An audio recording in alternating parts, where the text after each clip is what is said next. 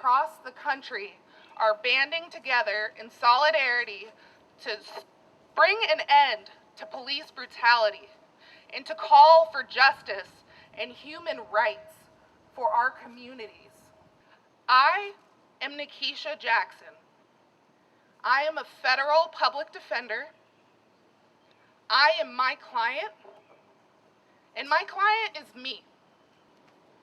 I am not okay, and that is okay. While fearing this breath-sucking virus, my brothers, sisters, uncles, grandfathers, fathers are literally having their necks stepped on, crushing their airways. The boot on their neck is not just one hate-filled boot of a scared law enforcement officer. No, this is a boot that has long been pressed on our necks, long before any of us were here or our grandparents. This boot began stepping on our necks the day that our people were taken and shipped and relocated to another land. When we were lynched, taken away from our children, when we marched, were attacked by dogs, water cannons, just for asking to be equal. And now, when we go for a jog, when we go to the store, when we sleep in our own houses, that boot firms its grip on our necks and is taking the air out of our lungs. Things need to change. I don't want to drown in the sea of tumultuous thoughts. I don't want to be put on a ventilator by this virus. I want those buoys for my community. I want to breathe. I want that boot off of my neck. And maybe one day, I will be able to breathe in and breathe out. Public defenders, those who are involved in the criminal justice system, it is our duty and our job to stand between our clients and the wrongdoings of the system.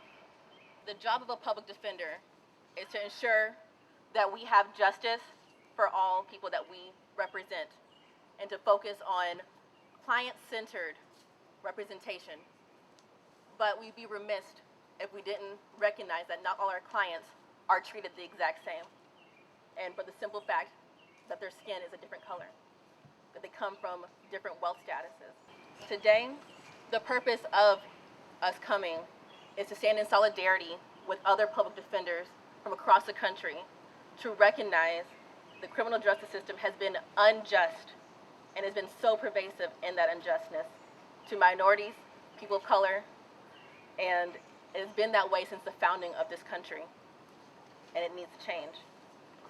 There's a quote by Pope Paul VI, "If you want peace, work for justice." That's why we are here today, to work for the justice. And we're encouraging changes in policies that will stop the unnecessary killings of unarmed African Americans at the hands of law enforcement. This moment of silence is not just for George Floyd or Breonna Taylor. It is for Eric Gardner, who had just broken up a fight before he was killed. Ezell Ford, who was walking throughout his neighborhood. Tanisha Anderson, who was having a bad mental health episode. Tamir Rice, who was playing in a park. Natasha McKenna, who was having a schizophrenic episode. Walter Scott, who was going to an auto parts store. Betty Jones, who opened the door to let cops in to help her upstairs neighbor in a domestic dispute. Belindo Castile, who was just driving home with his girlfriend. Botham Jean, who was inside of his apartment eating ice cream. Tatiana Jefferson, who was babysitting her nephew, and countless others. Some of them we know their names, many we do not, and that's a problem. In this time, we need to speak about the systematic oppression and racism that affects Black people and people of color. For our allies, we need to make sure that we are educated and that we know how this system perpetuates throughout time so that we can fix it together. And throughout this, we want to just have long-lasting change through policies that can affect how Black people are seen in the criminal justice system, and they're not feared or seen as a threat because of skin color. Thank you.